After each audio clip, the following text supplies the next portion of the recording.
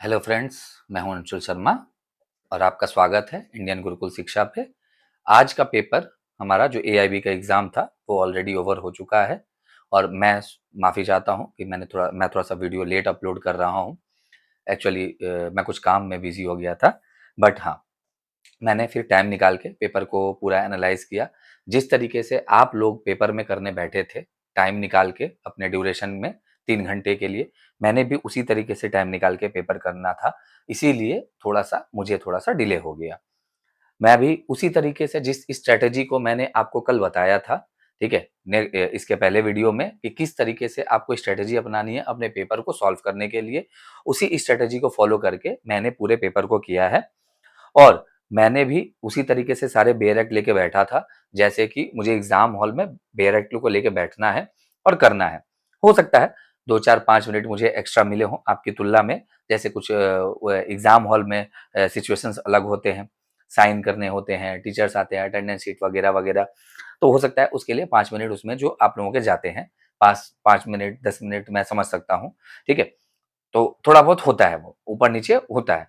हाँ, वो समय शायद मुझे एक्स्ट्रा मिल गया हो, ठीक है? बट हाँ, लेकिन मेरी पूरी कोशिश रही है कि जिस तरीके से पेपर को किया जाता है एग्ज़ाम हॉल के जैसा, मैंने उसी तरीके से इस पेपर को सॉल्व किया है।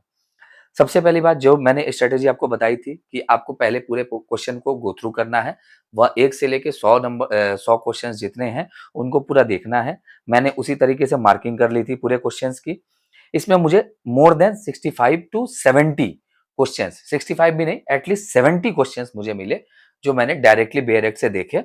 ठीक है, अब डायरेक्ट का मतलब ये नहीं है कि बाकी चीजें बाहर से थी, ठीक है, बाकी सब भी हमारे डोमेन के ही थे, ठीक है, लेकिन हाँ, एटलीस्ट 70 क्वेश्चंस जो मैंने पाए कि डायरेक्टली बेयरएक्ट से है, कि वो आप डायरेक्ट बेयरएक्ट से सीधा देखकर बना सकते हो, ठीक है, और ये मोर देन एनफ होते हैं कट ऑफ वगैरह में जाने के लिए, ठीक है। इनमें हो सकता है कि 70 क्वेश्चंस में से बहुत लोग शायद 70 तक अटेम्प्ट नहीं कर पाए हों, थोड़ा सा कम पहुंच पाए हों, शायद कुछ 60 तक पहुंच पाए हों, कुछ 70 65 तक पहुंच पाए हों, लेकिन हाँ, मैंने फास्ट रखा है अप्रोच। जैसे इनमें से कुछ बहुत क्वेश्चंस ऐसे ऐसे थे जो डायरेक्टली कंटेंट से मिल गए, इंडेक्स से मिल गए।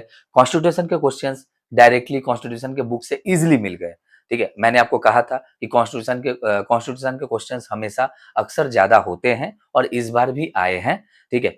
इस बार एक क्वेश्चन था कि जैसे डाउरी से रिलेटेड था, ये आपको इंट्रोड्यूस किया, शायद हो सकता है आपके पास इसका बेयरएक्ट ना हो। टैक्स से रिलेटेड इस बार क्वेश्चन शायद थोड़े से कम थे पिछली बार के तुलना में, ठीक है। तो दूसरी जगह पे क्वेश्चन्स बढ़ा दिए गए, motor vehicle act, Indian contract act के 3-4 क्वेश्चंस आ गए, ठीक है। तो अल्टीमेटली पेपर आपके करने लायक था कि आप अगर बेयरएक्ट को लेके गए हो सही तरीके से, आप वहां से एनालाइज कर सकते हो, तो आप आराम से पेपर को कर ले जाओगे, ठीक है। इसके बाद जो मैंने देखा कि जो हमारा पेपर था वो मैंने पूरा एनालाइज किया। जैसे कुछ क्वेश्चन है, मान लो जैसे मेरे पास है सेट सी, जो मेरे पास क्वेश्चन आया है मेरे फ्रेंड के थ्रू। इसमें मान लो जैसे मैं जाऊं सीधा, under the code of criminal procedure code 1973 which specific provisions provide the legal definition for a billable offence, ये हमें डायरेक्ट मिल जाता है सेक्शन से, ये कंटेंट में ही था सेक्शन 2A का। उसके बाद आता है a state government plans to acquire 50 acres of scheduled tribe land for an industrial park as per the applicable law. The following steps are proposed: the parliamentary notification, social impact assessment, gram sabha consultation, public consent, final notification. इसमें हमारा जो answer है वो हमारा answer है सी। अब आपको मैंने बताया कि जैसे ये क्वेश्चंस है, इसका आंसर सी है। SIA and gram sabha consultation and consent are mandatory for scheduled tribe land acquisition can't proceed without consent. अब जैसे ये क्वेश्चंस है, मैंने जैसे देखा कि मेरे पास 1-2 फ्रेंड्स के और आ गए थे बाद में, जब तक मैंने सब सेक्शन सेट सी को शुरू किया था ए एंड बी में, तो मैंने देखा कि क्वेश्चंस तो आगे पीछे सारे सेट में होते ही हैं, बट कुछ क्वेश्चंस जो हैं उनके ऑप्शंस भी चेंज है, ठीक है। मतलब जैसे क्वेश्चन नंबर 1 अगर सेट सी में क्वेश्चन नंबर 10 है, तो उसमें जो क्वेश्चन नंबर 1 में जो सेट ए में ए बी सी डी है, वो चेंज होके सेक्शन सी में सी डी बी ए, या फिर और जो उसमें ऑप्शन है वो डी हो गया है, मतलब चेंज हो गए हैं। तो आप अपने आंसर्स को उसी तरीके से मिलाइएगा। आप जिस भी सेट से जहां से भी आंसर को मिला रहे हैं, तो आप आंसर को देखिएगा, आंसर को देख के आंसर को मिलाइएगा, तो उससे आपको सटीक चीज मिलेगी कि आपने हाँ जो ए मार्क किया है वो आंसर सही वाकई में सही है या नहीं है। इसके बाद आता है कॉन्स्टिट्यूशन ऑफ इंडिया का क्वेश्चन है ये हमारा, ठीक है। उसके बाद हम देख लेते हैं, मान लीजिए जैसे मैं क्वेश्चन जाऊँ, जैसे मैंने मार्क किए हैं, ठीक है, तो मैं पहले मार्किंग वाली चीजों पे जा रहा हूँ, ठीक है। तो मार्किंग वाली चीजों पे अगर मैं जाऊं तो जैसे अगला क्वेश्चन हमारे पास कौन सा आ जाता है, देख लेते हैं ये। Under rule 8 of the standards of profession conduct and etiquette framed by the Bar Council of India, an advocate is prohibited from appearing before any court, tribunal, or authority for or against an organization or institution of which he is a member of its, किसका होगा, इसका answer है executive committee, set सी का option A.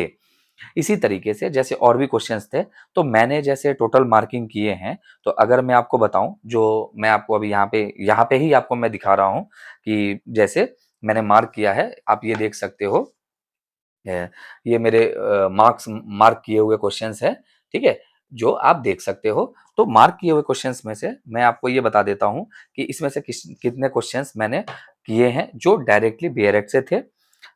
लगभग आपको मैंने बताया, हाँ, जो मैंने लिख रखा था 72, ठीक है, 72 क्वेश्चंस जो हैं वो डायरेक्टली बेरेट से हो जाएंगे। हाँ, कुछ 2-3 क्वेश्चंस थे जिसमें जो थोड़े से मुझे टाइम लगे करने में, बट वो बेरेट से हो गए, ठीक है। तो नियर अबाउट इतने क्वेश्चंस ये मोर देन एनफ है आपको कट ऑफ से बाहर ले जाने के लिए भी, और आराम से आपके पास होने के लिए, ठीक है। तो उम्मीद करता हूं कि इसी स्ट्रेटेजी को अपनाकर आपने अपने पेपर को किया होगा। जहां तक मैंने किया, मैंने इसी स्ट्रेटेजी से किया, मैंने कोई और अलग ट्रिक नहीं अपनाया है। मैं आपको बार बार कह रहा हूं कि मैंने जो स्ट्रेटेजी आपको बताई थी उसी स्ट्रेटेजी को फॉलो करके मैंने इस पेपर को भी किया है, और नियर अबाउट 72 टू 73 क्वेश्चन तक मैं पहुंच गया, ठीक है। मैंने पेपर करते वक्त नहीं देखा था कि मैं कितने क्वेश्चन तक पहुंचा हूं, नहीं पहुंचा हूं, हाँ, बट मैंने जब उनको काउंट किया तो वो इतने ही क्वेश्चंस लगभग बन रहे थे, ठीक है। जब मैंने इनको देखा तो 72 73, हो सकता है कि शायद आपसे कुछ मार्किंग गलत हो गई हो, या बेरेक्ट में आपने जल्दी जल्दी थोड़ी बहुत देख ली हो, ठीक है। तो मैं ये चीजों पे नहीं जा रहा कि आप एकदम सटीक करके आ गए होंगे, थोड़ी बहुत एग्जाम हॉल में हड़बड़ाहट हो जाती है। दो चार क्वेश्चन अगर अगर अगर आगे पीछे आपसे हुए भी हैं, तो बस इसमें ये है कि चलिए 65 तो मैं लेके चल सकता हूँ। ये 65 क्वेश्चंस आपसे बन गए होंगे अच्छे से, ये आपको कट ऑफ से भी बाहर कर रहे हैं कि आराम से आप इनसे ऊपर हो, कट ऑफ से ऊपर हो, ठीक है, और आप आराम से एआईबी के एग्जाम को क्लियर कर गए हो। तो होपफुली आप सबका एग्जाम अच्छा रहा हो और आपने इस एग्जाम को अच्छे से क्वालिफाई कर लिया हो, ठीक है। तो उम्मीद करता हूं कि आप लोग भी जल्द ही अपने बार काउंसिल ऑफ इंडिया के through certificate of practice receive करेंगे जैसे ही रिजल्ट आता है। तो मैं उम्मीद करता हूं कि मेरा रोल आपके एग्जाम को पास कराने में क्रूशियल रहे, ठीक है। आगे भी जो मैं कंटेंट्स डालूंगा, जिन चीजों को डालूंगा, वो अपनी एक्सपीरियंस और अपनी स्ट्रेटेजीज के हिसाब से डालूंगा। हाँ, वो अगर आपके लायक हो तो आप उसको अच्छे से फॉलो करें, या फिर उसके अलावा आपको लगता है कि आप किसी और स्ट्रेटेजी से भी जा सकते हैं, तो बिल्कुल जाइए, लेकिन एटलीस्ट आप इसको देखिएगा जरूर। इससे आपको ये अंदाजा जरूर हो जाएगा कि ये स्ट्रेटेजी मेरे लिए फिजिबल है या नहीं है। जैसे मोस्ट प्रोबेबली मेरा ये टारगेट रहता है कि मैं जितने ईजी अप्रोच से आप तक पहुंच सकूं, वो ईजी अप्रोच में अपनाता हूँ, ठीक है। और मैंने अपने जितने भी, मान लीजिए जब मैंने और भी कोई एग्जाम्स दिए हुए हैं, और भी दूसरे एग्जाम्स दिए हुए हैं, तो मैं उन चीजों में स्ट्रेटेजी को थोड़ा सा फॉलो करता हूँ, ठीक है। वो हेल्प मिले हैं मुझे स्ट्रेटेजी के दौरान। तो इस अगर आप जैसे बोलेंगे तो मैं इसका सॉल्यूशन भी जल्द ही वापस आपको पूरा गो थ्रू करके, पूरे पेपर को सॉल्व करके सॉल्यूशंस के साथ प्रॉपर डाल दूंगा। इसमें थोड़ा सा टाइम लगेगा, हाँ, लेकिन आप मुझे कमेंट्स में बताइए अगर आप लोगों को लगता है कि आप लोगों को कुछ क्वेरीज है, तो मैं उसको रिकॉर्ड करूंगा, मैं देखूंगा, और मैं इस पेपर को आप तक पूरे सॉल्व करके अच्छे से एक्सप्लेनेशंस के साथ कि कौन से बीएलएड से कौन से क्वेश्चन पेपर लिए गए हैं, कहाँ से हमारा क्या आंसर आया है, मैं उसको पूरे फुल सॉल्यूशंस के साथ अपलोड कर दूंगा। होपफुली आपका पेपर अच्छा रहा।